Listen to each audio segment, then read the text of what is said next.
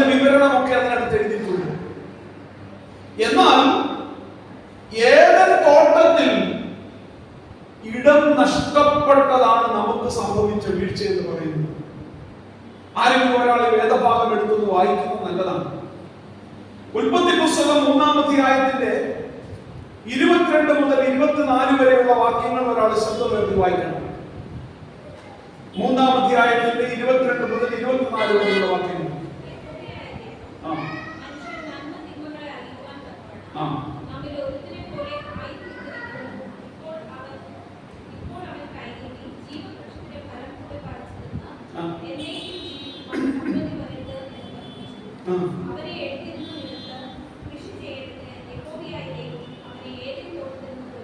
യഹോവയായ ദൈവം അവനെ ഏദൻ തോട്ടത്തിൽ നിന്നും പുറത്താക്കി.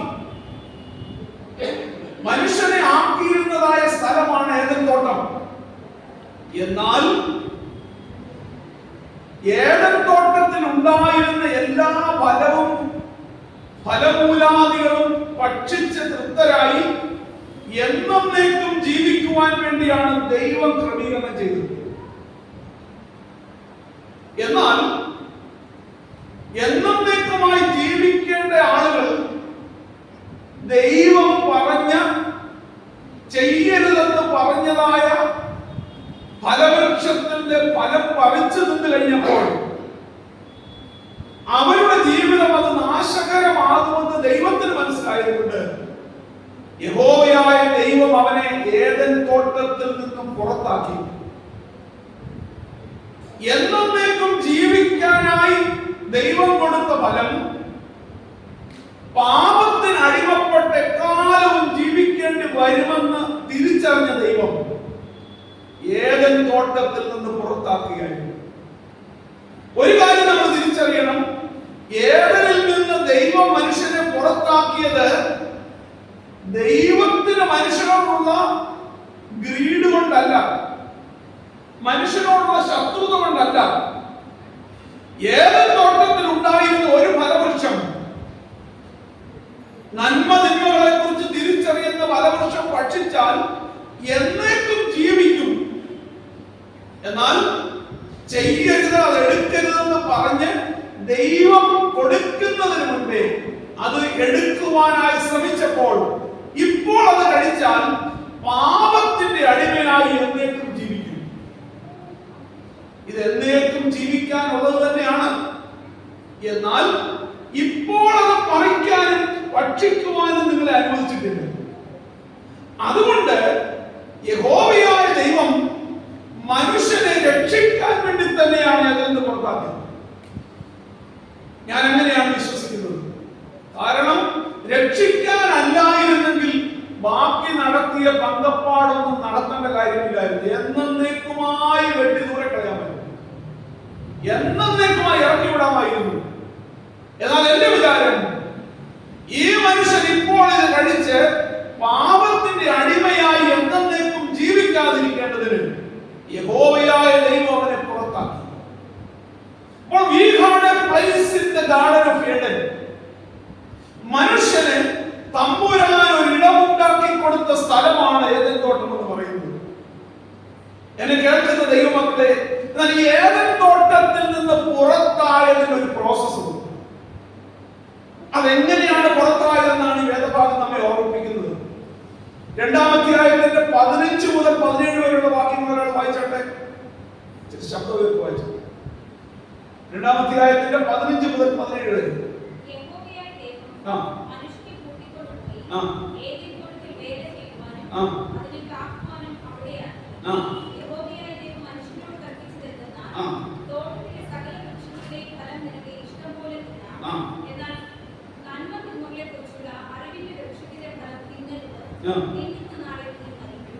ശ്രദ്ധിക്കുക, ഇതിന്റെ പ്രോസസ് ഉണ്ടായ രീതികൾ നിങ്ങളൊന്ന് തിരിച്ചറിയണം.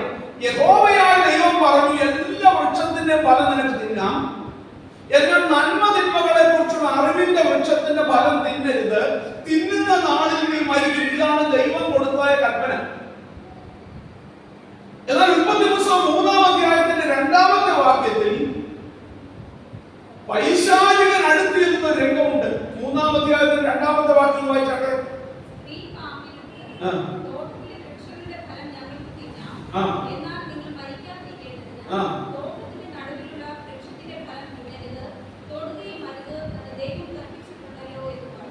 ശ്രദ്ധിച്ചാട്ടെ, പാമ്പ് ചോദിക്കുന്ന ഒരു ചോദ്യമുണ്ട്, പൈശാചികൻ ചോദിക്കുന്ന ഒരു ചോദ്യമുണ്ട്. തിന്നരുതെന്ന് ദൈവം വാസ്തവമായി കൽപ്പിച്ചിട്ടുണ്ടോ എന്ന് പാമ്പ് ചോദിക്കുന്നു. 2-ാമത്തെ വാക്യം, തിന്നരുതെന്ന് ദൈവം കൽപ്പിച്ചിട്ടുണ്ടോ എന്ന്, വാസ്തവമായി കൽപ്പിച്ചിട്ടുണ്ടോ എന്ന് പാമ്പ് ചോദിച്ചപ്പോൾ സ്ത്രീ കൊടുത്ത മറുപടി എന്താണെന്നറിയാം? അത് 3-ാമത്തെ വാക്യത്തിൽ പറയുന്നു, യെസ്, തിന്നരുത്, തൊടുകയും ചെയ്യരുതെന്ന്. നിങ്ങൾ ശ്രദ്ധിച്ചു നോക്കിയേ, ദൈവം പറഞ്ഞത് എന്താ, ഈ സ്ത്രീ മറുപടി പറഞ്ഞത് എന്താ? ദൈവം പറഞ്ഞത് എന്താ, പാമ്പ് ചോദിച്ചത് എന്താ, സ്ത്രീ കൊടുത്ത മറുപടി എന്താ? ദൈവം പറഞ്ഞു, നന്മ തിന്മകളെ കുറിച്ച് അറിവിന്റെ വൃക്ഷത്തിന്റെ ഫലം നിങ്ങൾ തിന്നരുത്, തിന്നുന്ന നാളിൽ മരിക്കും. പാമ്പ് ചോദിച്ചു, തിന്നരുത് ദൈവം വാസ്തവമായി കൽപ്പിച്ചിട്ടുണ്ടോ? സ്ത്രീ കൊടുത്ത മറുപടി എന്താണെന്നറിയാമോ? തിന്നരുത്, തൊടുകയും അരുത് എന്ന് പറഞ്ഞു എന്നാണ് ഹവ്വ പറഞ്ഞത്. പാപം കയറി വരുന്ന, വീഴ്ച സംഭവിക്കുന്നതിന്റെ പ്രോസസ്സാണ് ഞാൻ ഈ പറയുന്നത്. ദൈവം പറഞ്ഞിരിക്കുന്നത് എന്താണ്, പൈശാചികൻ ചോദിച്ചത് എന്താണ്, അതിന് നീ കൊടുത്ത മറുപടി എന്താണ്? ഞാൻ പറയുന്നു, ദൈവം പറഞ്ഞിരിക്കുന്ന സത്യവചനത്തെ കോട്ടിക്കളഞ്ഞപ്പോൾ മുതലാണ് പാപത്തിന്റെ വീഴ്ചയുടെ ആരംഭം എന്ന് പറയുന്നത്. ദൈവം പറഞ്ഞു തിന്നരുതെന്ന് പറഞ്ഞുള്ളൂ. ഇവിടെ ഹവ്വ പറയുന്നത് എന്നറിയാമോ? തിന്നരുത്, തൊടരുതെന്ന് പറഞ്ഞു. അങ്ങനെ ഹവ്വ ഒരു സൂപ്പർ കള്ളം വളച്ചൊടിച്ച് പറഞ്ഞപ്പോൾ അടുത്ത വാചകത്തിൽ പാമ്പ് പറയുന്ന വാക്കെന്നറിയാമോ? ഉടനെ 3:4 പറയുകയാണ്, പാമ്പ് പറഞ്ഞു, നിങ്ങൾ മരിക്കയില്ല നിശ്ചയം. തിന്നാൽ തിന്നുന്ന നാളിൽ നിങ്ങളുടെ കണ്ണു തുറക്കും, നിങ്ങൾ ദൈവത്തെ പോലെയാവും. ദൈവം എന്താ പറഞ്ഞേ? തിന്നരുത്, തിന്നുന്ന നാളിൽ നിങ്ങൾ മരിക്കും. തുടരുതെന്ന് പറഞ്ഞു, തിന്നരുതെന്ന് പറഞ്ഞിട്ടുണ്ടോ? തുടരുതെന്ന് കൂടെ പറഞ്ഞിട്ടുണ്ട്, ഇല്ലാത്തത് പറഞ്ഞു. ഉടനെ പിശാചി പറയുകയാണ്, നിങ്ങൾ തിന്നാലും മരിക്കയില്ല നിശ്ചയം. ഞാനിത് പറയുന്നത് നിങ്ങൾ ശ്രദ്ധിക്കണം. നമ്മൾ ദൈവവചനത്തിന്റെ യഥാർത്ഥത്തിലുള്ള ശബ്ദത്തെ മാറ്റിക്കളയുമ്പോൾ, അല്ലെങ്കിൽ ദൈവം പറഞ്ഞിട്ടുള്ള ആലോചനകളെ മാറ്റി പറയുമ്പോഴും അതിനെ എന്റെയും നിങ്ങളുടെയും രീതിയിലാക്കുമ്പോൾ മുതലാണ് നമ്മൾ വീഴ്ച ആരംഭിക്കുന്നത്. ഒരു കാര്യം എപ്പോഴും ഓർക്കണം, ദൈവം തമ്പുരാൻ പറഞ്ഞിരിക്കുന്നത് ഉവ്വ ഉവ്വ എന്നും ഇല്ല ഇല്ല എന്നേ ഉള്ളൂ. അതിനിടയ്ക്ക് ഒരു കോംപ്രമൈസ് ദൈവത്തിനില്ല. അതുകൊണ്ട് നീ ഈ തോട്ടത്തിൽ വസിക്കണമെങ്കിൽ ഇത് പറിക്കരുതെന്ന് പറഞ്ഞിട്ടുണ്ടെങ്കിൽ പറിക്കാൻ പാടില്ല.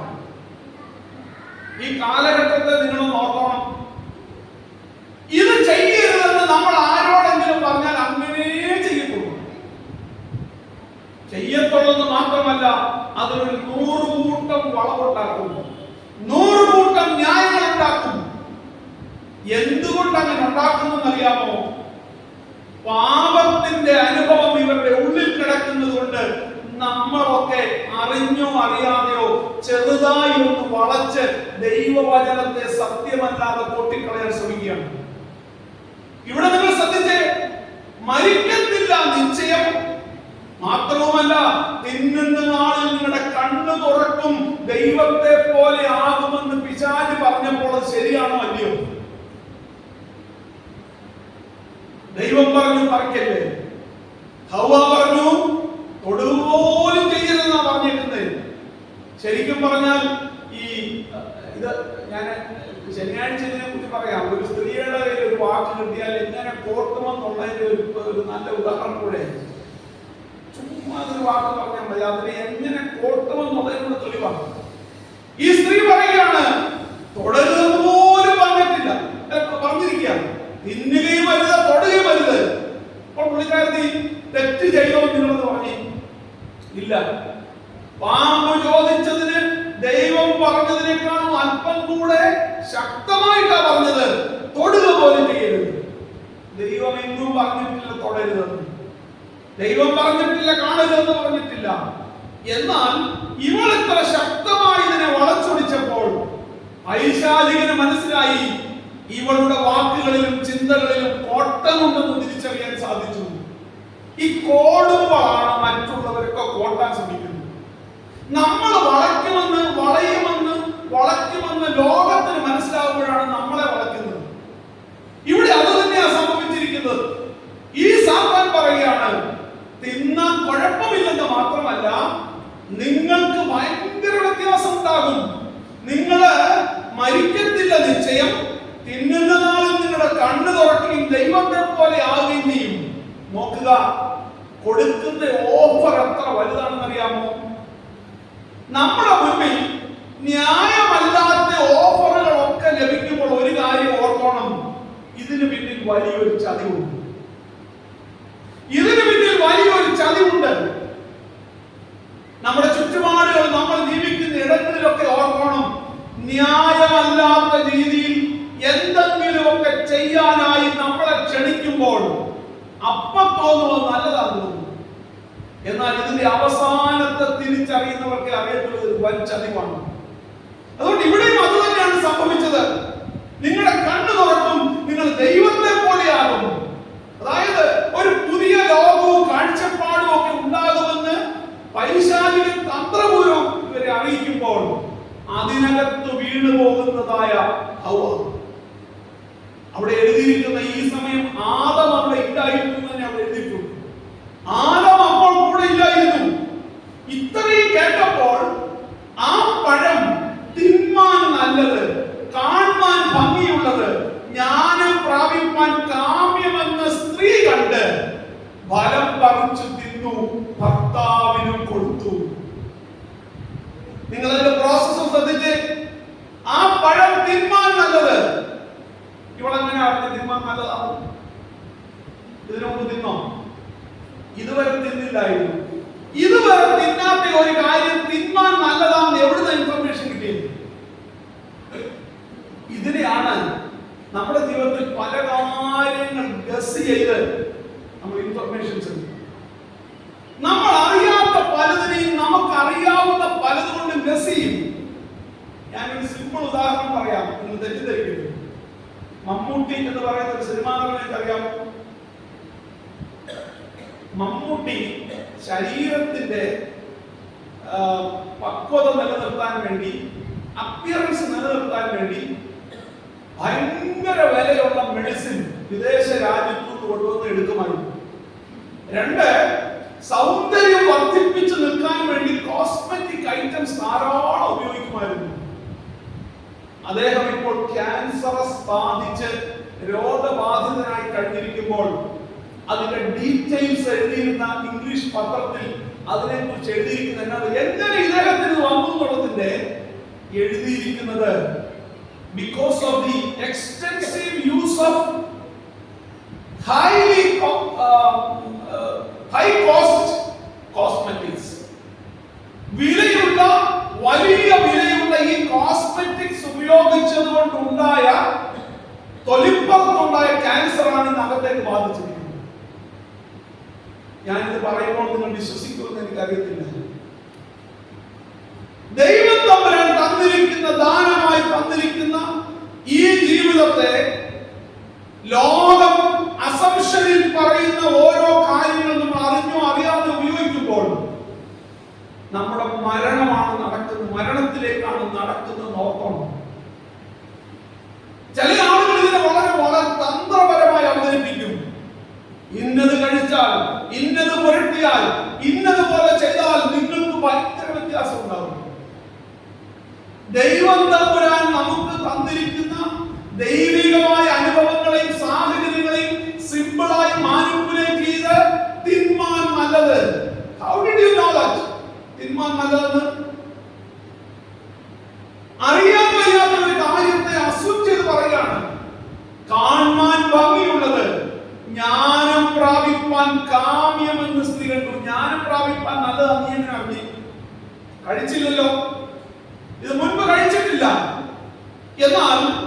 അവൾക്ക് അറിയാൻ വയ്യാത്ത ചില കാര്യങ്ങളെ അവളുടെ ഉള്ളിൽ ദൈവികമല്ലാത്ത ശബ്ദം കേൾക്കാൻ തുടങ്ങിയപ്പോൾ മുതൽ അറിയാൻ വയ്യാത്തതിനെ നിരൂപിക്കാൻ, ഊഹിക്കാൻ തുടങ്ങി.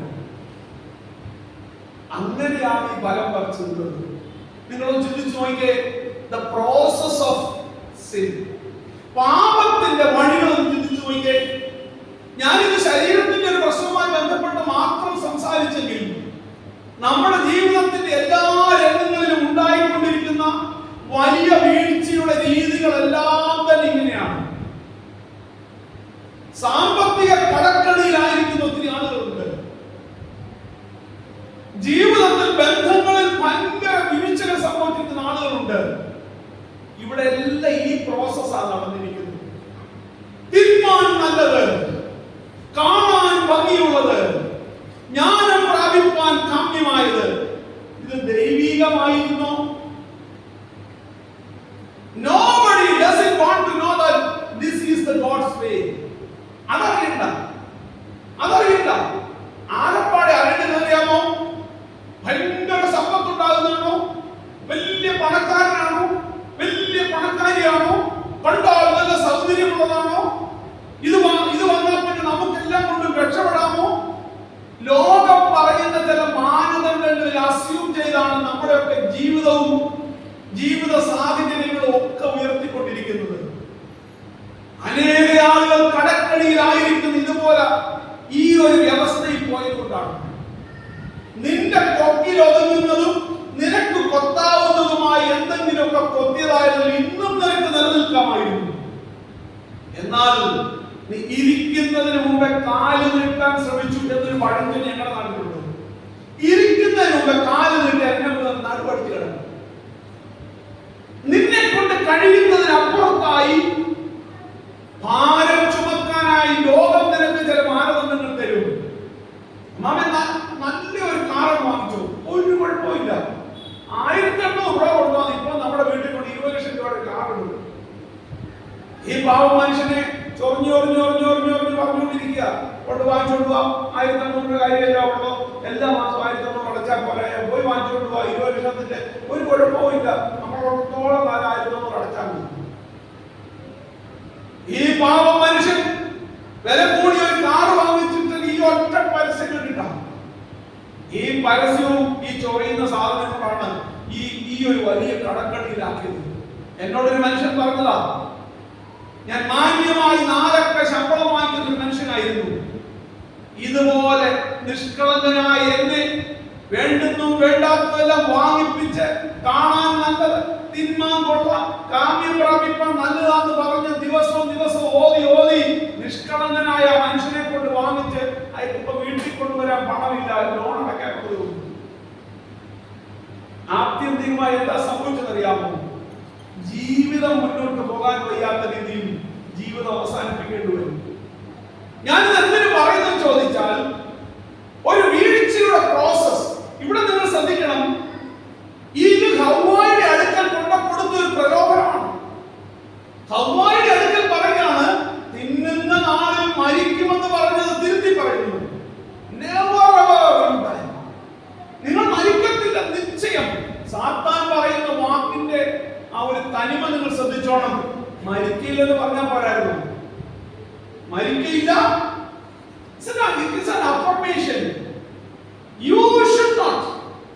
ഇത്രയും തറപ്പിച്ച ഒരാൾ പറയുന്നതിൽ അതിന്റെ അർത്ഥം എന്താണെന്നറിയാമോ?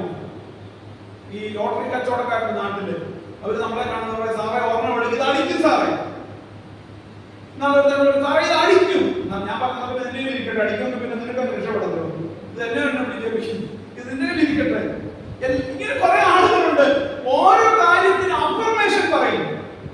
നമ്മൾ ചെയ്തിട്ടില്ലാത്ത, തൊട്ടിട്ടില്ലാത്ത, അറിയാത്ത കാര്യത്തിന് ഒരു അഫർമേഷൻ പറയുമ്പോൾ അപ്പോഴേ ഓർക്കണം ഇതിനകത്ത് ചതിവുണ്ട്. ഇത് ബെസ്റ്റ് പ്ലാനാ സാറേ, ഇതിൽ കഴിഞ്ഞൊരു പ്ലാൻ ഇല്ല സാറേ. ഈ പ്ലാൻ എടുത്തേക്ക് പിന്നെ ഇവരെ ഫോൺ ചെയ്ത് നോക്കി ജന്മത്തിൽ ഇവനെ കാണാൻ കിട്ടുന്നു. അങ്ങനെ ഒരാളേ ഇല്ല. ഞാൻ പറയുന്നത് എന്താണെന്ന് ചോദിച്ചാൽ, ജീവിതത്തിൽ ഈ വളരുന്ന ഇടങ്ങളിലെല്ലാം പൈശാചികൻ ഇങ്ങനെ നോക്കിക്കൊണ്ടിരിക്കുക. ഹവ്വ എന്ന് പറയുന്ന വളയുന്ന വ്യക്തിത്വത്തെ പൈശാചികൻ അടുത്തു വന്നിട്ട് തിരിച്ചു വരുമ്പോൾ അവിടെ എഴുതിയിരിക്കുകയാണ്, ഫലം പറിച്ച് തിന്നു, ഭർത്താവിനും കൊടുത്തു. തീമോഥെയോസിന് എഴുതിയ ഒന്നാമത്തെ ലേഖനം 2-ാം അധ്യായത്തിന്റെ 14-ാമത്തെ വാക്യം വായിച്ചാൽ, First Timothy chapter 2 verse 14.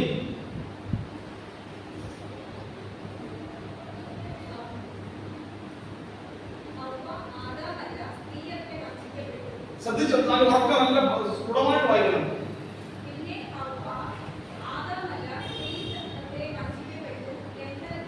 നിങ്ങളൊന്ന് ശ്രദ്ധിച്ചേ, ആദാമല്ല സ്ത്രീ അത്രേ വഞ്ചിക്കപ്പെട്ട് ലംഘനത്തിലകപ്പെട്ടത്. You should understand the meaning. ആദാമല്ല സ്ത്രീ അത്രേ വഞ്ചിക്കപ്പെട്ട് ലംഘനത്തിലകപ്പെട്ടത്. ഞാൻ ആദ്യം പറഞ്ഞ വാക്ക് നിങ്ങൾ ഓർക്കണം. നമ്മുടെ ജീവിതത്തിലേക്ക് പാപം കയറി വരുന്ന പ്രോസസ്, ആദാമല്ല സ്ത്രീ അത്ര വഞ്ചിക്കപ്പെട്ട് ലംഘനത്തിലകപ്പെട്ടത്. അപ്പൊ ആദാമും വഞ്ചിക്കപ്പെട്ടത് സ്ത്രീയാണെങ്കിൽ ഞാൻ പറയും, ഈ സ്ത്രീയെ, ലംഘനത്തിൽ അകപ്പെട്ട സ്ത്രീ എന്നേക്കുമായി മരിക്കാൻ പോവുകയാണ്. മരിക്കുക എന്ന് പറഞ്ഞാൽ വേദപുസ്തകത്തിന്റെ ആദ്യതാണുള്ള മരണം എന്ന് പറഞ്ഞാൽ separation from the presence of God. അതിനാ മരണം. ദൈവം എന്നേക്കുമായി ഇവിടെ തള്ളിക്കളയാൻ പോവുക.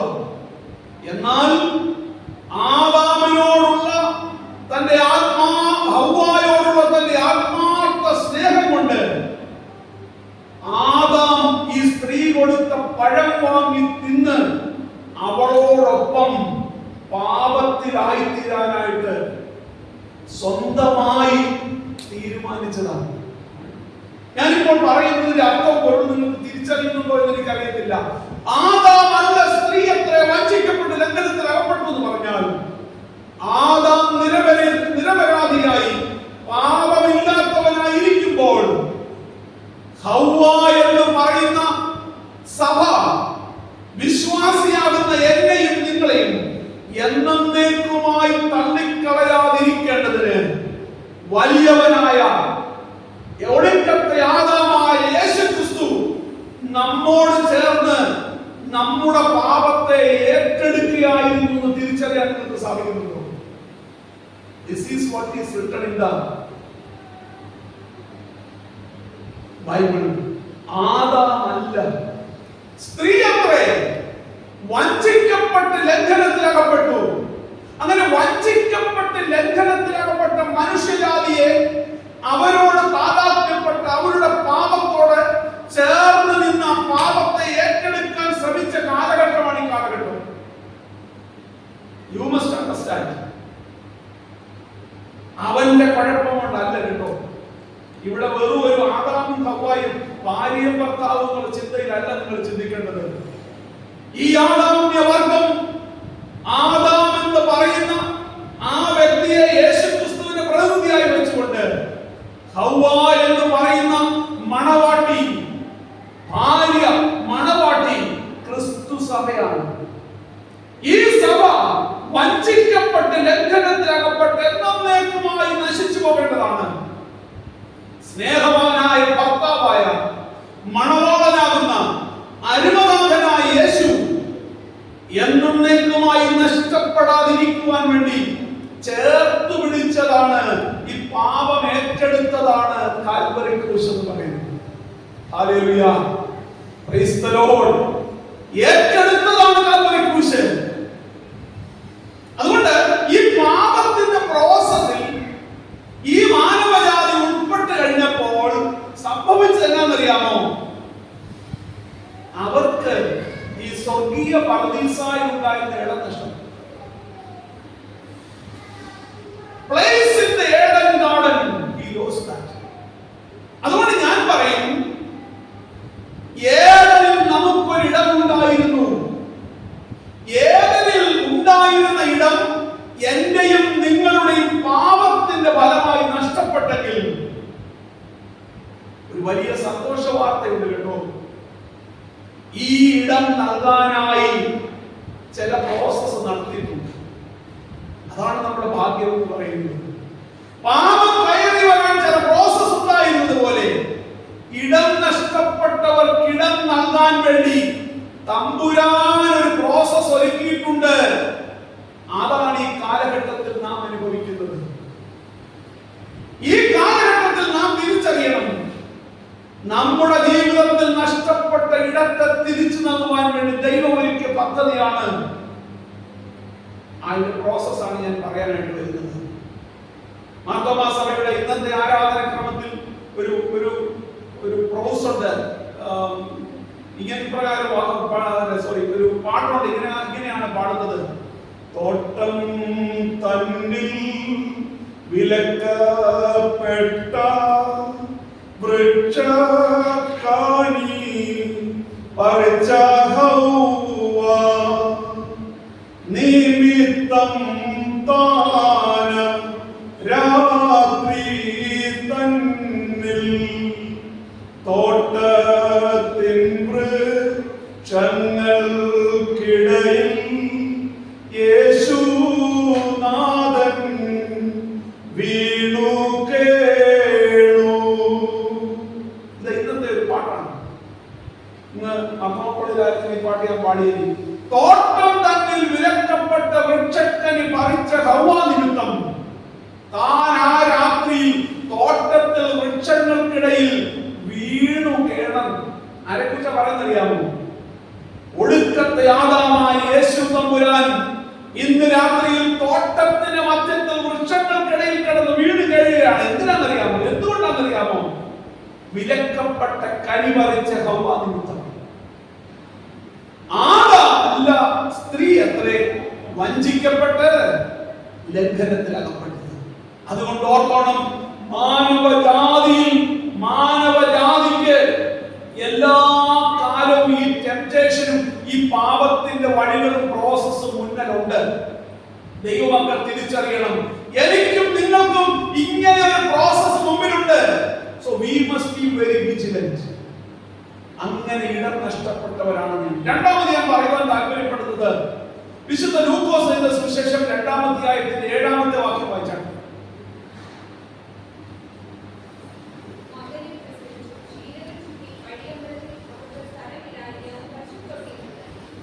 മതി. അവൾ ആദ്യജാതനായ മകനെ പ്രസവിച്ചു. നോക്കിയിട്ടേ വായിക്കണം. അവൾ ആദ്യജാതനായ മകനെ പ്രസവിച്ചു. ശീലകൾ ചുറ്റി വഴിയമ്പലത്തിൽ അവർക്ക് സ്ഥലമില്ലായതിനാൽ പശുത്തൊട്ടിയിൽ കിടത്തി. ഇത് ആരുടെ കാര്യമാണെന്ന് അറിയാം അല്ലേ? യേശുക്രിസ്തുവിന്റെ ജനനമാണ്. ഞാൻ ഇതിനെക്കുറിച്ച് പറയുന്നത്, ഏദൻ തോട്ടത്തിൽ നഷ്ടപ്പെട്ടവർ ഇടം, അല്ലെങ്കിൽ ഇടം നഷ്ടപ്പെട്ടവർ കാലിത്തൊഴുത്തിലെ ഇടം വന്ന് കാണുന്നു. This is the process. യേശു കർത്താവിന് കാലിത്തൊഴുത്തിൽ ജനിക്കേണ്ടി വന്നത് എന്തുകൊണ്ടാണെന്ന് അറിയാമോ? In order to have a space for us. എനിക്കും നിങ്ങൾക്കും ഏദൻ തോട്ടത്തിൽ നഷ്ടപ്പെട്ട ഇടം തിരികെ നൽകാൻ വേണ്ടി ഒരു ഇടം ഉണ്ടാക്കിയതാണ് the manger. കാലിത്തൊഴുത്ത് എന്ന് പറയുന്നത് നമുക്കറിയാം. ഇസ്രായേലിൽ ആകപ്പാടെ അരാജകത്വം കൊണ്ട് നിറഞ്ഞൊരു കാലഘട്ടം ഉണ്ടായിരുന്നു. രാഷ്ട്രീയമായി, സാമൂഹികമായി, മതപരമായി ജനം അരിഷ്ടത കൊണ്ട് വീർപ്പുമുട്ടിയ കാലഘട്ടം ഉണ്ടായിരുന്നു.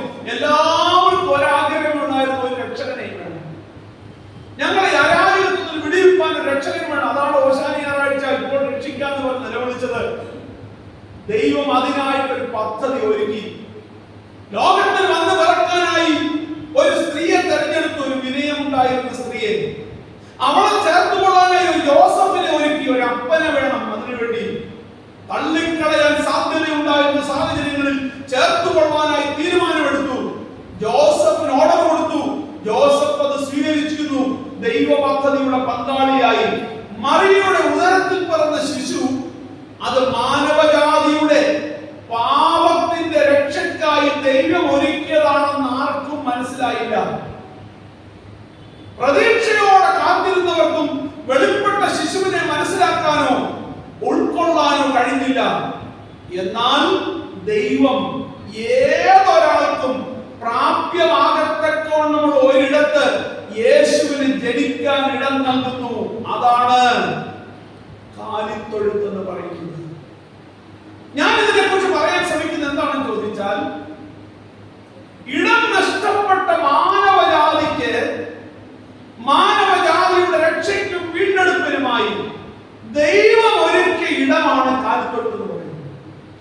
ഈ കാലിത്തൊഴുത്തിന്റെ പ്രത്യേകത എന്നറിയാമോ? യേശുദമ്പുരാൻ കൊട്ടാരത്തിലായിരുന്നു ജനിച്ചതെങ്കിൽ ഇടയന്മാർക്ക് കാണാൻ പറ്റത്തില്ലായിരുന്നു, വിദ്വാൻമാർക്ക് കാണാൻ പറ്റുന്നു. പാവപ്പെട്ട ആർക്കും, കൊട്ടാരത്തിൽ ആക്സസ് ഇല്ലാത്ത ആർക്കും കാണാൻ പറ്റത്തില്ലായിരുന്നു.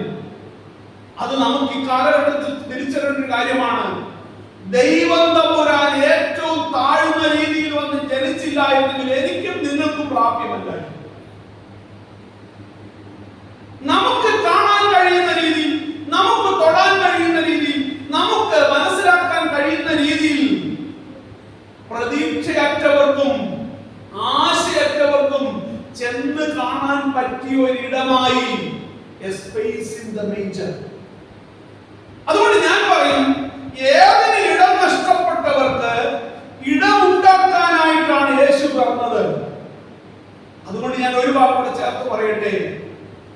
ഏദൻ തോട്ടത്തിൽ പാപം മൂലം നഷ്ടപ്പെട്ട ഇടം തിരികെ വേണമെങ്കിൽ ആദ്യത്തെ പ്രോസസ് എനിക്കും നിങ്ങൾക്കും വേണ്ടി ജനിച്ച യേശുവിനെ കണ്ട് അവനെ വീണ് നമസ്കരിക്കണം. Offer your everything before the child. എനിക്കും നിങ്ങൾക്കും കയ്യിലുള്ള എല്ലാം കൊണ്ട് സമർപ്പിക്കണം. പൊന്ന്, മൂല, കുന്തിരിക്കം, അവന്റെ രാജ്യത്വത്തെ, അവന്റെ ദൈവത്വത്തെ, അവന്റെ പൗരോഹിത്യത്തെ സ്വീകരിക്കാൻ തക്കവണ്ണം എന്റെ കയ്യിലുള്ളതെല്ലാം സമർപ്പിച്ചിട്ട് ഒരു വാക്ക് പറയണം. ഞാൻ വിശ്വസിക്കുന്നു ഈ കുഞ്ഞു പൈതലായി ജനിച്ചതായ ഈ കുഞ്ഞ് എനിക്ക് വേണ്ടിയുള്ള രക്ഷയുടെ പ്രോസസ്സിന് വേണ്ടി ജനിച്ചതായ ഒരു കുഞ്ഞാണെന്ന് ഞാൻ വിശ്വസിച്ച് ഏറ്റെടുക്കുമ്പോൾ നഷ്ടപ്പെട്ട ഇടം തിരികെ നൽകാനായി തമ്പുരാൻ ഒരുക്കുന്ന ഭാഗമായിരുന്നു. ഞാൻ പറയുന്നത് മനസ്സിലാവുമെന്ന് വിശ്വസിക്കുന്നു. ഇടം നഷ്ടപ്പെട്ട എനിക്കും നിങ്ങൾക്കും പ്രാപ്യമാകാൻ ഒരു ഇടം ഉണ്ടാക്കാനായി നടന്ന ആദ്യത്തെ പ്രോസസ്സാണ് ഈ ബേത്ലഹേമിലെ കാലിത്തൊഴുത്തിൽ നടന്നതായ ജന്മം എന്ന് പറയുന്നത്. പ്രിയപ്പെട്ടവരെ, ഈ കാലിത്തൊഴുത്തിൽ പോയി ഈ ശിശുവിനെ കാണാത്തവർക്ക് ഒരിക്കലും ജീവിതത്തിൽ അടുത്ത പ്രോസസ്സിലേക്ക് കയറാൻ പറ്റത്തില്ല. അടുത്ത പ്രോസസ്സിന്റെ ഗുണം കിട്ടത്തില്ല. ഇതെല്ലാ ആളുകളും എന്നാ ചെയ്യുന്നറിയാമോ? ജീവിതത്തിന്റെ എല്ലാ ലൈനുകളിലും ഒരു ഷോർട്ട് കട്ട് അന്വേഷിച്ചുകൊണ്ടിരിക്കുന്നു. എങ്ങനെ പെട്ടെന്ന് കാര്യം സാധിക്കാം, എന്ത് കാര്യം. ഈ അടുത്ത സമയത്ത് ഒരു എന്റെ വീടിന്റെ അടുത്തുള്ള ഒരു എന്നെ കളിച്ചപ്പോഴ ഒരു ചേച്ചി മക്കോമക്കാരി എന്നോട് ചോദിച്ചൊരു ചോദ്യം കേൾക്കണോ? അച്ഛാ, പിന്നെ പൈസ കൊടുത്താൽ പ്രാർത്ഥിക്കുന്ന ആരും ഉണ്ടോ? അപ്പൊ ചിലരുണ്ട് 3000 രൂപ കൊടുക്കാൻ ഒരു വർഷത്തേക്ക് അപ്പോൾ മക്കൾക്ക് വേണ്ടി പ്രാർത്ഥിക്കും. 3000 രൂപ കൊടുത്താൽ മതി. അപ്പൊ നിങ്ങൾ ചിലരാണ് നമ്പർ തരാൻ ഞങ്ങളോട് ഒന്ന്, ചിലർക്ക് 3000 രൂപ ഒരു വർഷത്തേക്ക് കൊടുത്താൽ നിങ്ങൾക്ക് വേണ്ടി പ്രാർത്ഥിക്കും. ഈ പെൺകൊച്ചി അമ്മടി എന്നോട് ചോദിച്ചതെന്നറിയാമോ? അച്ഛാ, ഒരു 3000 രൂപ കൊടുത്താല് ഒരു വർഷത്തേക്ക് മോന് വേണ്ടി പ്രാർത്ഥിക്കുന്ന ആരാണ്ടുണ്ടെന്ന് ആരാണ്ട് പറയുന്നില്ല. അച്ഛൻ അറിയാമോ അത്? ഞാനിങ്ങനെ വർദ്ധിപ്പിക്കുന്നത് നമ്മെ നല്ല പരിപാടിയാണല്ലോ. അവൾ എന്നോട് ചോദിക്കുക, അല്ല ഒരു കാര്യം, ഞാൻ അച്ഛന് 3000 രൂപ തരാം, ഒരു വർഷത്തേക്ക് മോന് വേണ്ടി പ്രാർത്ഥിക്കാമോ? അത് തന്നെ ഞാൻ ഉദ്ദേശിച്ചേ. ഞാനിതിന് വർദ്ധിപ്പിക്കുന്നതാണ് വളരെ ഞാനൊരു കാര്യം, ഞാനൊരു 3000 രൂപ അച്ഛന് തരാം, അച്ഛനെ പ്രാർത്ഥിക്കാമോ? എനിക്കിത് കേട്ടപ്പോ കലി തോന്നി. സത്യം അവരുടെ വീടിന്റെ വാർത്തയാണ് നിൽക്കുന്നത്. ഞാൻ അമ്മണി നിനക്ക് നാണമില്ലെന്ന് ചോദിച്ചു. നിന്റെ മോന് വേണ്ടി 3000 രൂപ വെച്ച് പ്രാർത്ഥിക്കാന്ന് പറഞ്ഞാൽ നിന്റെ മോൻ ഗുണപ്പെടാൻ എനിക്ക് എന്റെ മനസ്സിൽ എന്നാണ് താല്പര്യം? ഇപ്പൊ പടിയോടൊക്കെ പോകുന്നുണ്ടെങ്കിൽ വീട്ടിലെ കാണുന്നത്, അച്ഛാ മോന് വേണ്ടി പ്രത്യേകം പ്രാർത്ഥിച്ചോണം നിങ്ങളെല്ലാം പറയത്തില്ലേ? അച്ഛാ പ്രത്യേക പ്രാർത്ഥനയിൽ ഓർക്കണേ. ഏതെങ്കിലും അച്ഛന്മാരൊക്കത്തെന്ന് പറഞ്ഞിട്ടുണ്ടോ? ഉണ്ടോ? പക്ഷെ ഏതെങ്കിലും അച്ഛന്മാർ പ്രാർത്ഥിച്ചാൽ നിങ്ങൾക്കറിയാമോ? എവിടെ കാണാൻ വേണ്ടി അച്ഛാ മോന് വേണ്ടി പ്രത്യേകം പ്രാർത്ഥിച്ചോട്ടെ, പ്രാർത്ഥനയിൽ ഓർക്കണേ. നമ്മുടെ പരിപാടി തന്നെയോ, നമ്മുടെ പ്രൊട്ടേഷൻ എടുക്കുന്നത് തന്നെ എടുക്കുന്നത്, നമ്മുടെ പരിപാടി ഇതാണ്. പക്ഷെ നിങ്ങൾ ചുമ്മാ വഴിയെ പോകുന്നതിനെ പ്രാർത്ഥിച്ചോണെന്ന് പറഞ്ഞു ഞാൻ തിരിച്ചു. ഞാൻ അമ്മണി നിനക്ക് എന്നാ പണി? അമ്മണിക്ക് ഒരു പണിയില്ല. Busy man with no work. എപ്പോഴും തിരക്കായിട്ട് ഒരു പണിയില്ല. രാവിലെ കൊച്ചുങ്ങളെ സ്കൂളിൽ ഇട്ട് കഴിഞ്ഞാൽ പിന്നെ ചുമ്മാതെ ടി വി കണ്ടിരിക്കുക. അമ്മണി കൊട്ടേഷൻ തരിക, അമ്മന് വേണ്ടി പ്രാർത്ഥിക്കാൻ പോകുന്നു. 9-10 പ്രാർത്ഥന 6000 രൂപ ചെയ്തു പ്രാർത്ഥിക്കാൻ ഒരു വാക്ക് പറഞ്ഞാൽ മതിയായിരുന്നു. ഞാൻ നിങ്ങളോട് പറയുന്നത് എന്താണെന്ന് അറിയാമോ? നിങ്ങൾക്ക് നിങ്ങളുടെ കുഞ്ഞുങ്ങൾക്ക് വേണ്ടി പ്രാർത്ഥിക്കാനായി പറ്റത്തില്ലെങ്കിൽ വേറെ ആർക്കും എത്ര താല്പര്യമുള്ളത്? നിങ്ങളുടെ ഹൃദയം അലിയുന്നത് പോലെ വേറെ ആരുടെയെങ്കിലും ഹൃദയം അലിയുമോ? ഈ ഇടം കിട്ടാൻ വേണ്ടി, ഈ ഇടത്തിലേക്ക് വരാൻ വേണ്ടി നിങ്ങൾക്ക് എന്നാ ചെയ്യാൻ പറ്റും? I have to go there. Short കട്ടിന്റെ കാര്യം ഞാൻ പറഞ്ഞപ്പോഴാണ് ഇത് പറഞ്ഞത്. ഈ കാലഘട്ടത്തിൽ എല്ലാവരും പറയുന്നത്, എല്ലാവർക്കും വേണ്ടുന്ന ഷോർട്ട് കട്ടാ. പെട്ടെന്ന് എങ്ങനെ ഐശ്വര്യവും നന്മ ഉണ്ടാവും? വേദപുസ്തകം പഠിപ്പിക്കുന്നത് അറിയാമോ? ഏതൊരു തോട്ടത്തിൽ നിന്നും നിത്യതയിലെത്താൻ ഒരു ഷോർട്ട് കട്ടും ഇല്ല. ആ പ്രോസസ്സിൽ കൂടെ കടന്നു പോയിരുന്നു. അങ്ങനെയായിരുന്നു എന്റെ പൊന്നുനാഥൻ അരുമനാഥൻ ഇത്രയും കഷ്ടപ്പെട്ട് വീണും കേടും വലിഞ്ഞും ഈ കുരിശുമെടുത്തോണ്ട് പോകേണ്ട കാര്യമില്ലായിരുന്നു. പത്രോസ് എന്ന് പറയുന്ന നല്ല മനുഷ്യൻ ആകുന്ന പറഞ്ഞ, നിനക്കിത് സംഭവിക്കല്ലേ, ഇത് വേണ്ട, നമുക്ക് ഈ പണി വേണ്ട, ഞാൻ വേറെ അഡ്ജസ്റ്റ് ചെയ്ത് തരാമെന്ന് പല പ്രാവശ്യം പറഞ്ഞതാ അല്ലേ? അനേകരുടെ കയ്യിൽ പണം കൊടുത്ത് പ്രാർത്ഥിപ്പിച്ച് നമ്മുടെ വീട്ടിലെ കാര്യം കാണാൻ നമ്മൾ ശ്രമിക്കുന്നുണ്ട്, കുഞ്ഞുങ്ങളുടെ കാര്യം കാണാൻ ശ്രമിക്കുന്നുണ്ട്. ഞാൻ തിരിച്ചൊരു വാക്ക് പറയാം. ഈ കാലിത്തൊഴുത്തിലെ ഈ ഇടത്തിൽ ചെല്ലാതെ പോകാൻ പറ്റത്തില്ല എന്ന് ഞാൻ പറഞ്ഞതിന്റെ വെളിച്ചത്തിൽ ഞാൻ ഒരു വാക്ക് പറയാം. എന്റെ പൊന്നമ്മണി ചെയ്ത എന്നറിയാമോ? അമ്മണി പറഞ്ഞ, അച്ഛാ, തിങ്കൾ ചൊവ്വ ബുധൻ ദിവസങ്ങളിൽ ഞാൻ വീട്ടിൽ പ്രത്യേകമായി ഒരു പ്രാർത്ഥിക്കണമെന്ന് ആഗ്രഹിക്കുന്നു. എനിക്ക് ഒന്ന് എന്റെ കൂടെ ഇരുന്ന് പ്രാർത്ഥിക്കാൻ എന്നെ പോലെ മനസ്സുള്ള 2-3 പേരെ കൂടെ വേണം. ഞാൻ 2 പേരെ വിളിച്ചു. അച്ഛനോട് വന്നൊന്ന് ലീഡ് ചെയ്യാമോ എന്ന് ചോദിച്ചു. നിന്റെ ഭവനത്തിൽ വന്നിരുന്ന, അല്ലെങ്കിൽ വാ. ഞാൻ ഒരിക്കലും പള്ളി ചെയ്തു. എല്ലാ ചൊവ്വാഴ്ചയും രാവിലെ പള്ളി നോക്കിടും, ഞാൻ അവിടെ കാണും.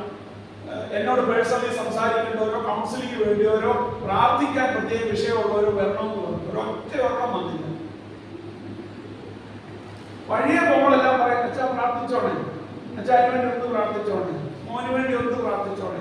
എല്ലാം വഴിയെ പോകുമ്പോൾ പറയും. ഞാൻ തുറന്നിട്ട് വാതില്, ഒരു പള്ളിയുടെ വാതിൽ എല്ലാ ചൊവ്വാഴ്ചയും വികാരിയത്തിൽ കസേരയിട്ട് പള്ളി നടുക്ക് കാണും. താല്പര്യമുള്ളവർ വന്ന് എന്റെ അടുത്ത് വന്ന് വർത്താനം പറയാം, എനിക്കെന്തെങ്കിലും കൊണ്ടത്തന്നെ തരാം, എന്റെ അടുത്ത് വന്ന് കൗൺസിലിംഗ് നടത്താം, പ്രാർത്ഥിക്കണേ പ്രാർത്ഥിക്കാം, എല്ലാം ഒരൊറ്റ ഒരെണ്ണം കൊണ്ട് വന്നില്ല. വലിയ ബോധം പോകണമില്ലാത്ത ചെവി കേരളത്തിലെ കണ്ണും കാണാത്ത വലിയ വന്നിട്ട് പറയാം, എനിക്ക് ഇച്ചിരി വർത്താനം പറയാൻ മതി. അവർക്ക് ഇയർഫോണും വേണം, കണ്ണാടിയും വേണം. എന്നെക്കത്തില്ല. അവർ എന്നോട് എന്നാ പറയാം? ആ പാവം അമ്മയ്ക്ക് അല്ലാതെ ഒരെണ്ണം കൊണ്ട് വന്നില്ല. അപ്പൊ നിങ്ങൾ ചിന്തിച്ചു നോക്കിയേ, ഈ പറയുന്നതിന്റെ ഒക്കെ ആത്മാർത്ഥത എന്താണ്? എന്റെ മക്കൾ 2 പേരും എക്സാമിനേഷന് പോകുന്നതിന് മുമ്പായിട്ട് വിളിച്ചു പറയും, അപ്പ ഇന്ന് 9:30 എക്സാം പ്രാർത്ഥിക്കണം. എന്റെ ഭാര്യ അവിടെ നിന്ന് കട്ടിലേന്ന് പ്രാർത്ഥിച്ചുകൊണ്ടിരിക്കും. അവിടെ എക്സാം കഴിയുന്നവരെ പ്രാർത്ഥിച്ചുകൊണ്ടിരിക്കും. ഞാൻ അവിടെ ഉണ്ടെങ്കിൽ ഞാനവിടെ നിന്ന് പ്രാർത്ഥിക്കും. വെളുപ്പംകാലത്ത് എഴുന്നേറ്റ് തങ്ങളുടെ മക്കൾ പാപം ചെയ്തിട്ടുണ്ടോ എന്ന് തിരിച്ചറിയാൻ വയ്യാത്തതുകൊണ്ട് മക്കൾക്ക് വേണ്ടി ഖനനയാകും ഹോമയാകും യോഗ കഴിക്കുന്നത്. അധികാലത്ത് എഴുന്നേറ്റ് ഞങ്ങൾ 2 പേരും ഞങ്ങളുടെ കുഞ്ഞുങ്ങൾക്ക് വേണ്ടി കണ്ണുനീരൊഴിപ്പിച്ച് പ്രാർത്ഥിക്കാറുണ്ട്. ഇന്നത്തെ വഴികളിൽ അവരെ സൂക്ഷിക്കണേ, തകർന്നു പോകരുത്, ക്ഷീണിച്ചു പോകരുത്, അവരെ വലിയ ആളമാക്കണം തന്നെ. കൊച്ചുങ്ങൾ 2 പേരും വന്ന് ഞങ്ങളുടെ മോനൊരിക്കൽ വന്ന് അമ്മയോട് ചോദിച്ചു, അമ്മയുടെ ആദ്യം ഞാൻ ആരായി തീരണമെന്നാണ്. എന്റെ ഭാര്യ പറഞ്ഞു, നീ ഒരു നല്ല മനുഷ്യനാകണമെന്ന് എന്റെ ആഗ്രഹം. അതാണോ? അല്ലാതെ ഡോക്ടർ എഞ്ചിനീയർ ആകണമെന്നില്ലേ? എന്റെ പൊന്നുമോനെ, ദൈവത്തിനെ ആക്കേണ്ടതൊക്കെ ആക്കിക്കോളും, പക്ഷെ നീ ഒരു നല്ല മനുഷ്യനാകണമെന്ന് എനിക്ക് ആഗ്രഹമുണ്ട്.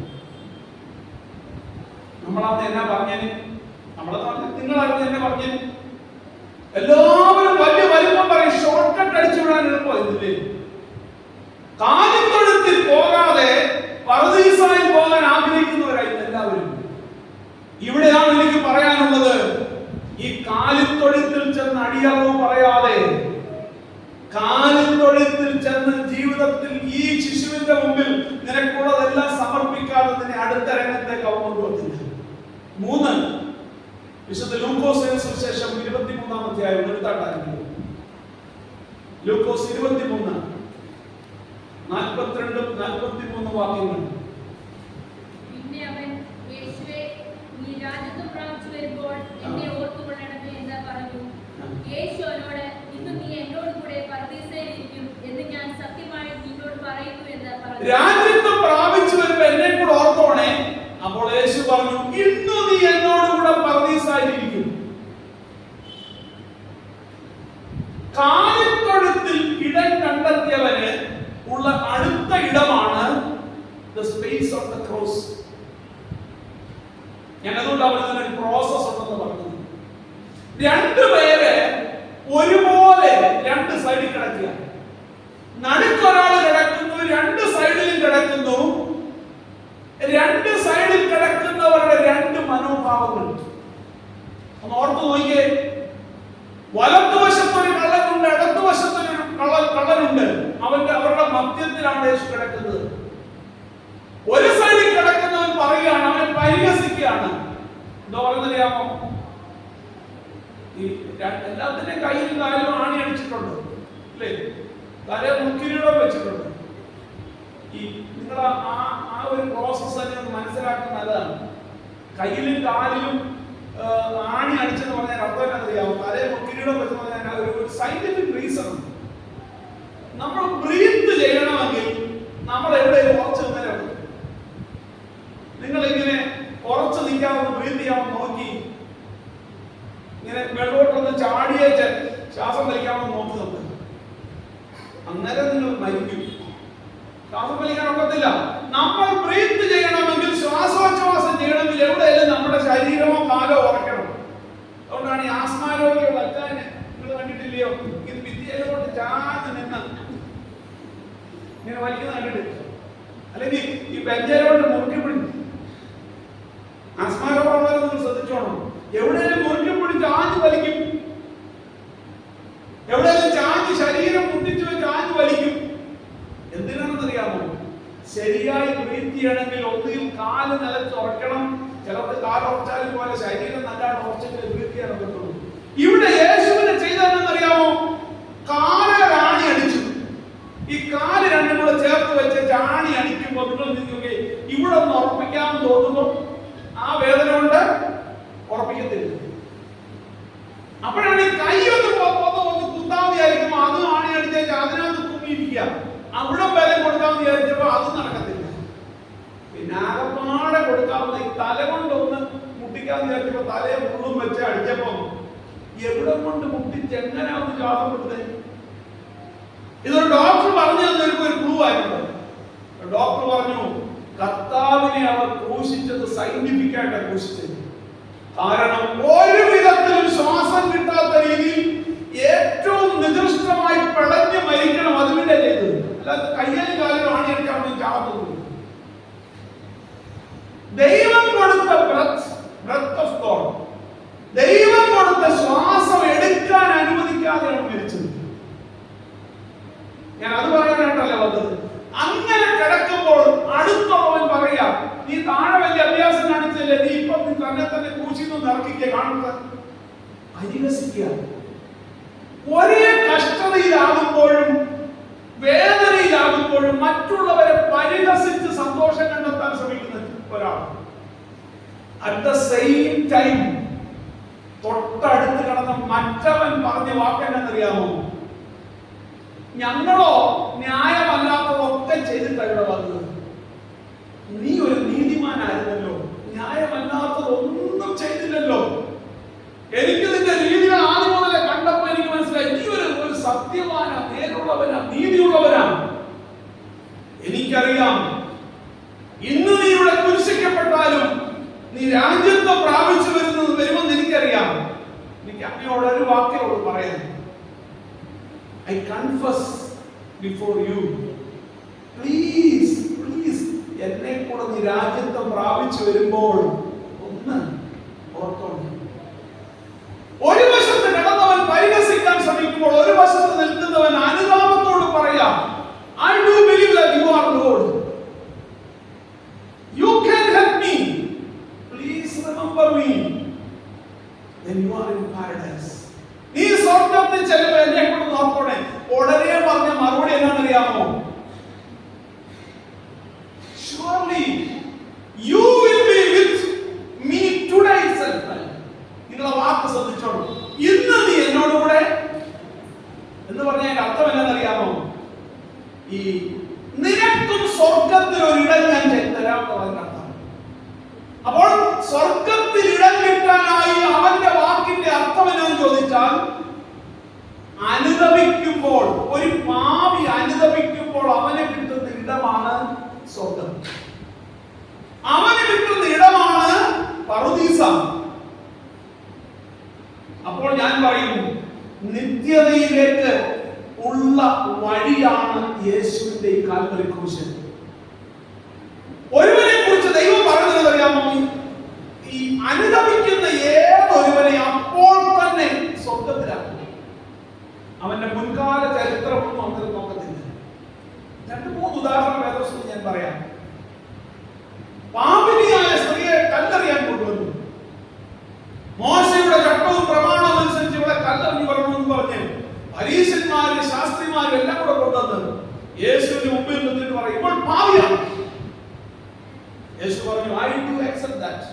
I also understand and accept that she is a sinner. അത് സമ്മതിച്ചു. അടുത്ത വാക്ക്, ഇവിടെ കല്ലെറിഞ്ഞു വരണമെന്ന പ്രമാണം. യേശു പറഞ്ഞു, അത് ഞാൻ അംഗീകരിക്കുന്നു. കല്ലെറിയണം. നിങ്ങളുടെ അപ്പൂപ്പന്റെ പ്രമാണം തന്നെ ഇറക്കാം, മോശയുടെ പ്രമാണം തന്നെ എടുത്തോ. എന്നിട്ട് അവൻ പറഞ്ഞ വാക്ക് എന്നറിയാമോ? നിങ്ങളിൽ പാപമില്ലാത്തവരെ ആദ്യം എറിയണം. അതേ ഉള്ളൂ എന്റെ കണ്ടീഷൻ. പാപിനിയായ സ്ത്രീയെ കല്ലെറിഞ്ഞു കൊല്ലാൻ എന്ന് പറഞ്ഞ് കൊണ്ടുവന്ന ആളോട് യേശു പറയാണ്, ഇവള് പാപം ചെയ്യണമെങ്കിൽ നിങ്ങളിൽ ഒരാളെങ്കിലും അത് ഉത്തരവാദി. മിടുക്കന്മാർ കളിക്കുന്ന ശൈലി നോക്കണേ. യേശു തമ്പുരാൻ ഏദൻ തോട്ടത്തിൽ ചെയ്തതിനെ കുറിച്ച് ഞാൻ പറഞ്ഞു, ആദാം അല്ല സ്ത്രീ അത്ര വഞ്ചിക്കപ്പെട്ടത്, എങ്ങനെപ്പെട്ടത്. എന്നാൽ അവളോടുള്ള സ്നേഹം നിമിത്തം അവൻ അത് ഏറ്റെടുത്തതാണ്. ഇവിടെ പറയാണ്, ഇവളുടെ ഒന്നും ഞങ്ങൾ ഏറ്റെടുക്കാൻ തയ്യാറില്ല, നീ എറിയാൻ. യേശു പറഞ്ഞു, ഏറ്റെടുക്കാൻ തയ്യാറില്ലാത്തവർ എറിയാനും അവകാശികളല്ല. ശിക്ഷിക്കണമെങ്കിൽ ഇവളുടെ പാപങ്ങൾ നിങ്ങൾ ഏറ്റെടുക്കണം. നിങ്ങളിൽ ഒരാളെങ്കിലും ഇവളോട് ചേർന്നിരുന്നത് കൊണ്ടാണ് ഇവൾ പാപിനിയെന്ന് നിങ്ങൾ വിളിക്കുന്നത്. ധൈര്യമുള്ളവർ എറിയാൻ പറഞ്ഞിട്ട് ആരും എറിഞ്ഞില്ലെന്ന് മാത്രമല്ല, യേശു കുനിഞ്ഞ് നിലത്തെഴുതിക്കൊണ്ടിരുന്നു എഴുതിയിരിക്കുന്നു. കുറെ കഴിഞ്ഞപ്പോൾ മനസാക്ഷിയുടെ ആക്ഷേപം നിന്നത് അവരിൽ ആരോട് ചെയ്തിരിക്കുന്നത് എഴുതിയിരിക്കുന്നു. യേശു പറഞ്ഞ വാക്കുണ്ട്, മകളെ പോകാം. അടുത്ത വാക്കാ പ്രധാനപ്പെട്ടത്, ഇനി പാപം ചെയ്യുന്നു. നമ്മളായിരുന്നു എന്നാ പറഞ്ഞ് ചിന്തിച്ചു നോക്കിയേ. വന്ന് കുനിഞ്ഞു നിൽക്കുക, കൊള്ളരുതായിട്ട് ചെയ്തും വല്ലവരുടെ പുറകെ പോയിട്ട് വലിയ മെടുക്കി കളിക്കുക. മോത്തെ കണ്ണാടിയൊക്കെ ഞാൻ കണ്ടു, വലിയ മെടുക്കാന്നൊക്കെ ഇരിക്കുക, പൗഡർ നോക്കിയിട്ട് മുടിയൊക്കെ ഇട്ട് വന്ന് നിൽക്കുക.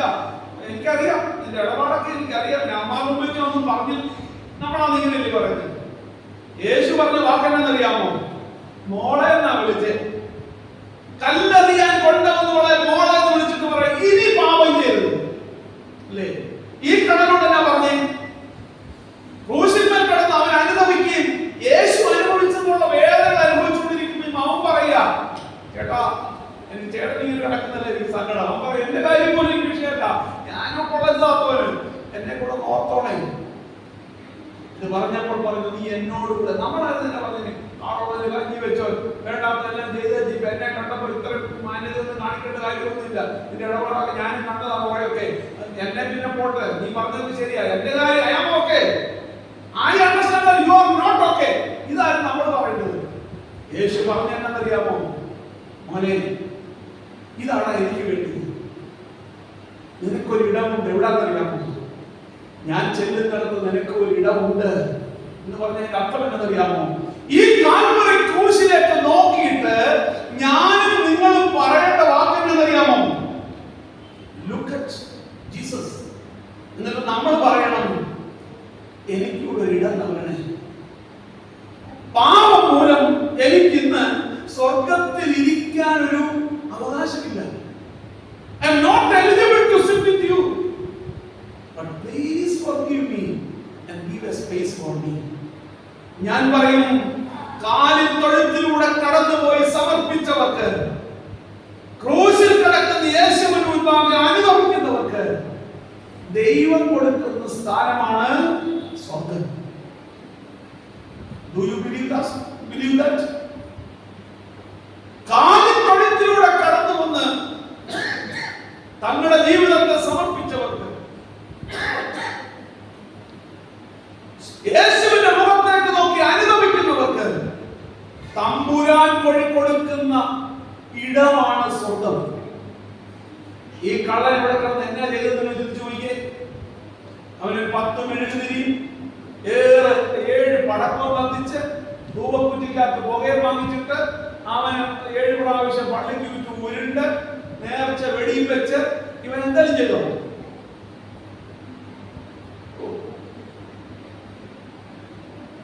ഞാൻ ഇവിടെ വന്നതിന് ശേഷം ഞങ്ങളുടെ പള്ളിയിലെ അച്ഛൻ വിളിച്ചു. എൻ്റെ അമ്മയ്ക്ക് 96 വയസ്സാണ്. കട്ടിലെ കിടക്കുക, കുഴപ്പമൊന്നുമില്ല. നല്ല വർത്താനമൊക്കെ പറയാൻ പഠിക്കുക, പാട്ടൊക്കെ പാടും, പ്രാർത്ഥനയൊക്കെ പ്രാർത്ഥിക്കും, നല്ല ഉച്ചത്തിൽ പ്രാർത്ഥിക്കും. പക്ഷെ തന്നെ എഴുതി കിടക്കാൻ വയ്യ. ഇപ്പൊ ഒന്ന് പ്രാർത്ഥിക്കാൻ പറഞ്ഞാൽ പോയി പറ്റുണ്ടാകത്തില്ല, അതുപോലെ ഇരുന്ന് പ്രാർത്ഥിക്കും. ഞാൻ അത് പറഞ്ഞു, അമ്മയെ ഒന്ന് പ്രാർത്ഥിച്ച് എന്നെ വിടാൻ പറഞ്ഞു. കുറെ പ്രാർത്ഥിച്ചിട്ട് പറയാ, കർത്താവേ ആയുസിന്റെ മധ്യത്തിൽ എന്നെ എടുത്തു കളയരുത്. 96 വയസ്സാണ്. അങ്ങനെ വേണ്ടുന്ന വേണ്ടാത്തല്ല ചില പ്രാർത്ഥിക്കും.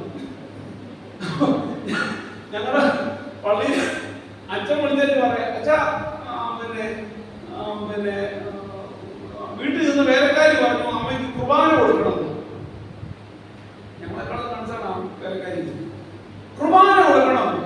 ഞാൻ പറഞ്ഞ കുർബാന ഒന്നും കൊടുക്കുന്നുണ്ട്. കാരണം അമ്മയ്ക്ക് നല്ല ബോധമില്ല. ഈ കൊട്ടിയിലൊന്ന് കുർബാനയാണെന്ന് അന്നേരം കണ്ടാലും വാങ്ങിക്കുന്ന കുർബാനയാണെന്ന് അറിയത്തില്ല. ഞാൻ പറഞ്ഞു കുർബാന ഒന്നും കൊടുക്കണം. അച്ഛൻ തൈലാഭിഷേക ശുശ്രൂഷയാണ്. തൈലാഭിഷേകം എന്ന് പറഞ്ഞാൽ രോഗികൾക്ക് വേണ്ടിയുള്ള ശുശ്രൂഷ, സുഖമാണുള്ള ശുശ്രൂഷ. ഞാൻ അതൊക്കെ നടത്തും. കുർബാന ഞാനിവിടെ വന്നിട്ട് ചെയ്യാം. അച്ഛൻ പറഞ്ഞ അവിടെ നിർബന്ധിക്കുന്ന വെച്ചാൽ ഈ ദുഃഖവെള്ളിയാഴ്ചക്ക് പ്രസാദാഴ്ച കുർബാന ഉണ്ടാകുമെന്നൊക്കെ ഞാൻ പറഞ്ഞ വേണ്ടി. ഈ എല്ലാവരുടെയും ചിന്ത എന്നാണെന്നറിയാമോ? ഈ അപ്പവും വീഞ്ഞും ചുമ്മാതെ വാങ്ങിച്ച് കഴിച്ചാൽ ഉടനെ നമ്മുടെ എല്ലാ പ്രശ്നവും മാറി സ്വർഗത്തിൽ നമുക്ക് ഒരിടം കിട്ടുമെന്ന് എല്ലാവരും ചിന്ത. ചുമ്മാതാ അനുഗമിച്ച് ദൈവസന്നിധിയിൽ മുട്ടുമടക്കി വിശ്വാസത്തോടുകൂടെ സ്വീകരിക്കുന്നവന് ദൈവം അവരിലോ അവൻ ദൈവത്തിലും ആകുന്ന സമയമാണ് വിശുദ്ധ കുർബാന.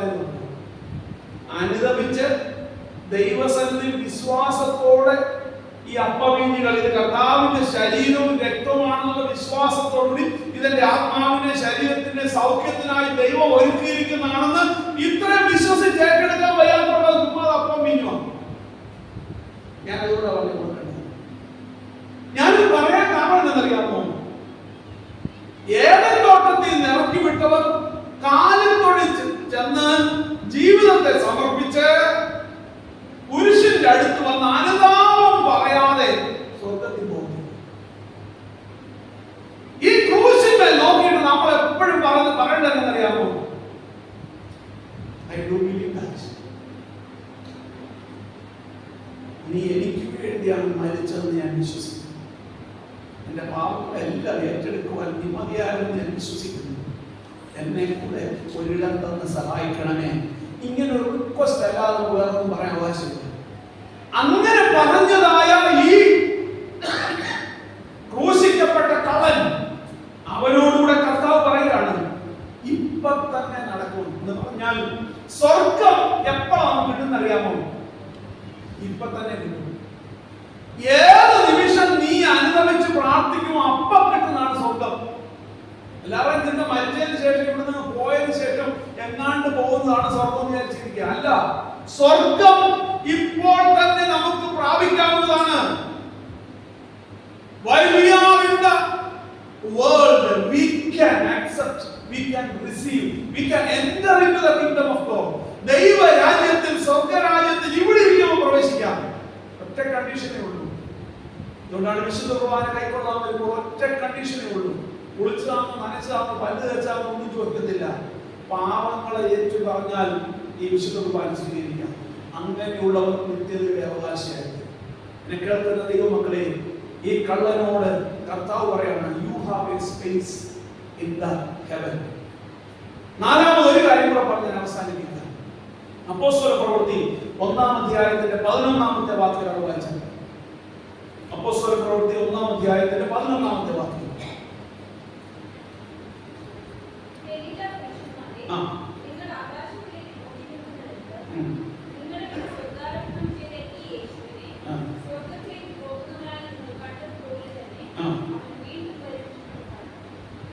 അവനെ നിങ്ങൾ പോകുന്നത് കണ്ടതുപോലെ തന്നെ വീണ്ടും വരും. ഞാൻ പറയും, space in the heaven, eternal rest. Eden തോട്ടത്തിൽ നിന്ന് ഇറക്കി വിട്ട സ്പേസ് നഷ്ടപ്പെട്ടവർക്ക്, കാൽവറി ക്രൂശിലൂടെ ഈ സ്പേസ് കണ്ടെത്തുന്നവർക്ക് നിത്യമായ ഒരു സമാധാനത്തിന്റെയും റെസ്റ്റിന്റെ ഇടമുണ്ട്. അതെവിടെന്നറിയാമോ? അവൻ മടങ്ങി വന്ന് ചേർത്തുകൊള്ളുന്ന ഇടമുണ്ട്. അതാണ് നമ്മൾ വിശ്വസിക്കുന്നത് നിത്യ പറുദീസ. വെളിപാട് പുസ്തകത്തിൽ ഞാൻ വായിച്ച വാക്യം അതാണ്. ആ വാക്യത്തിന്റെ അർത്ഥം എന്താണെന്നറിയാമോ? ജയിക്കുന്നവന് ഞാൻ ജീവവൃക്ഷത്തിന്റെ ഫലം തിന്നാൻ കൊടുക്കും. ആദ്യം എന്നാ പറഞ്ഞത്? ജീവവൃക്ഷത്തിന്റെ ഫലം തിന്നരുതെന്ന്. നീ ഇവിടെ ഇപ്പൊ എന്നാ പറയുന്നറിയാമോ? ഞാൻ അവന് തിന്നാൻ കൊടുത്തു. എപ്പോഴെന്നറിയാമോ? നിത്യമായ റെസ്റ്റിൽ ഇത്രയും കാര്യങ്ങളിൽ വിജയിച്ചു വരുന്നവൻ ഞാൻ എന്നെ കൊടുക്കുന്നറിയാം. പഴം ഞാൻ പറിച്ചു കൊടുക്കും. നീ തന്നെ പറിച്ച് ഷോർട്ട് കട്ട് എടുക്കേണ്ടതല്ല ഈ പഴത്തിലൂടെ. അതിന് ഈ വേദഭാഗത്തോട് നമ്മളോട് പറയാണ്, സ്പേസ് ഇൻ ദ ഹെവൻ. ഞാൻ പോയതുപോലെ തന്നെ മടങ്ങി വരും. മടങ്ങി വരുമെന്ന് മാത്രമല്ല, ഞാൻ പോകുന്നത് തന്നെ എന്തിനാണെന്നറിയാമോ? യോഹന്നാന്റെ സുവിശേഷം 14-ാം അധ്യായത്തിൽ എഴുതിയിട്ടുണ്ട്. 14-ാം അധ്യായത്തിൽ 2-ാമത്തെ വാക്യം ഒന്ന് വായിച്ചാൽ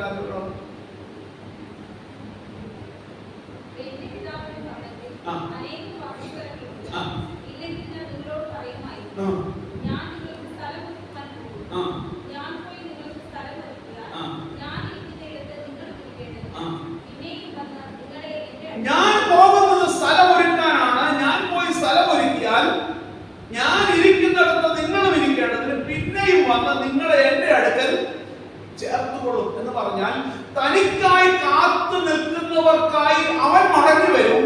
വന്നാൽ തന്റെ വിശുദ്ധന്മാരെ ചേർത്തുകൊള്ളും. ആ തന്നോടുകൂടെ ഒന്നിച്ച് വസിപ്പിക്കും. Space in the heaven. ഞാൻ പറയും, ക്രൂശിൽ നിന്നും യേശുവിനെ കല്ലറയിലേക്ക് വെച്ചു. കല്ലറയിൽ വെച്ചിട്ട് നിങ്ങൾ ആ രംഗം ഒന്ന് വായിക്കണം.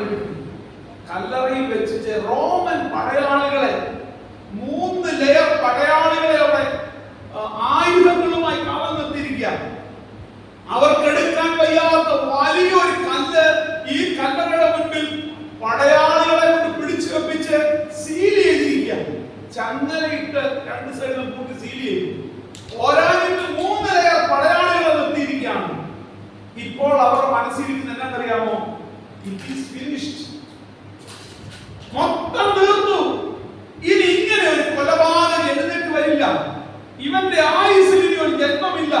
ഇത് കണ്ടച്ച് പോയി എല്ലാവരും കൈവടിച്ച് സന്തോഷിച്ച് പാട്ടുപാടി പോയി വെള്ളം അടിച്ചിട്ട് പോയതാണ്. അവിടുത്തെ ആളുകൾ കാര്യമാണ് പറഞ്ഞത്. എന്നാൽ 3-ാം ദിവസം അവൻ ഉയർത്തെഴുന്നേറ്റു.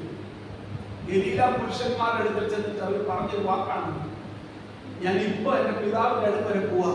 ഞാൻ പോയതുപോലെ തന്നെ മടങ്ങി വരും. ഞാൻ പോകുന്നത് എന്തിനാണെന്നറിയാമോ? നിങ്ങൾക്ക് സ്ഥലം ഉണ്ടാക്കാൻ. ഞാൻ അതിനെ ഇങ്ങനെ പറയും, കാൽവറി ക്രൂശിൽ യേശുവിന്റെ മുഖത്തേക്ക് നോക്കി ഇടം കണ്ടെത്തിയവർക്ക് യേശു കൊടുക്കുന്ന സ്ഥലമാണ് നിത്യത. നഷ്ടപ്പെട്ട ഏതൻ പറുദീസായിൽ നഷ്ടപ്പെട്ട പഴം ഫലം ഉൾപ്പെടെ നൽകുന്ന സ്ഥലമാണ് നിത്യത. അതുകൊണ്ട് നമുക്ക് വലിയൊരു പ്രാഗൽഭ്യമുണ്ട്. ആർക്കെന്നറിയാമോ? We are going to enter into heaven where Jesus is there, where our Father God is there, Holy Spirit is there. പിതാവും പുത്രനും പരിശുദ്ധാത്മാവും ഒത്തൊരുമിച്ച് വസിച്ച് ഇരിക്കുന്ന സന്തോഷത്തിന്റെ ഇടത്തിൽ നിങ്ങൾക്ക് പ്രവേശിക്കണമെങ്കിൽ ഒറ്റ വഴിയേ ഉള്ളൂ. ഈ ആഴ്ചയിൽ ക്രൂശിൽ തൂങ്ങിയവന്റെ മുഖത്തേക്ക് നോക്കിയിട്ട് അനുദപിച്ചിട്ട് പറയണം, ഞാൻ മഹാപാപിയാണ്, അറിയാതെ ഇടം നഷ്ടപ്പെട്ടവനാണ്, എനിക്കും കൂടെ ആ ഇടത്തിൽ തിരിച്ചറിയുന്നുണ്ട്. ഏദനിൽ നഷ്ടപ്പെട്ട ഇടം നിത്യതയിൽ തരാനായിട്ട് ഒരുങ്ങിയതിന്റെ വഴിയാണ് ഈ ക്രൂശ് എന്ന് പറയുന്നത്. അതുകൊണ്ട് ഞാൻ പറയും, നിത്യതയിലേക്കുള്ള വാതിൽ തുറക്കുന്ന വഴിയാണ്, താക്കോലാണ് കുരിശ്. ഈ താക്കോലിട്ട് തുറക്കാത്തവർക്ക് ആർക്കും നിത്യതയിൽ ചെല്ലാൻ പറ്റില്ല, ഷോർട്ട് കട്ടില്ല. അപ്പോൾ എന്ത് ചെയ്യണമെന്ന് അറിയാമോ? ഈ ദിവസങ്ങളിൽ ദൈവത്തിന്റെ സന്നിധിയിൽ അനുദമിച്ച് പറയണം, രാജ്യത്വം പ്രാപിച്ചു വരുമ്പോൾ എന്നെ കൂടി ഓർക്കണമേ. നീ മടങ്ങി വരുമ്പോൾ വിശുദ്ധിയോടെ നിന്നെ എതിരേൽപ്പാനും എന്നെ എടുക്കത്തക്കവണ്ണം വിശുദ്ധിയോടെയും വെടിപ്പോടെയും നിൽക്കാൻ എനിക്കൊരു ഭാഗ്യം നൽകണമേ. കർത്താവേ, വിശുദ്ധന്മാരെ ചേർത്തുകൊള്ളാൻ അവിടുന്ന് വരുമ്പോൾ അവരോടുകൂടി എന്നെയും ചേർക്കണമേ. ഞാൻ ഒരു കാര്യം കൂടെ പറഞ്ഞ് അവസാനിപ്പിക്കാം. ഒരു നാളിൽ കർത്താവ് വന്നത് നമ്മെ രക്ഷിക്കാനായിട്ടാണെങ്കിൽ, ഇനി കർത്താവ് വരുന്നത് തന്നോട് ചേർന്ന് നിൽക്കുന്ന വിശുദ്ധന്മാരെ മാത്രം കൊണ്ടുപോകാൻ വേണ്ടിയാണ്. ഇനി രക്ഷിക്കുന്ന പരിപാടിയില്ല. ഇത് കൃപായുഗമാണ്. ഇത് തമ്പുരാൻ നമുക്ക് അനുവദിച്ചു തന്നിട്ടുള്ള കാലമാണ്. ഈ കാലഘട്ടത്തിൽ ദൈവശബ്ദം കേട്ടിട്ട് മടങ്ങി വരുന്നവർക്ക് തമ്പുരാൻ ഒരുക്കിയിരിക്കുന്ന പുതിയ അനുഭവമാണ് സ്വർഗ്ഗമെന്ന് പറയുന്നത്. അപ്പോൾ ഇനി ഒരു കരുണയുടെ സ്ഥലമില്ല. കാലം ചിലപ്പോൾ ഇനി അധികം നാൾ കിട്ടത്തില്ല.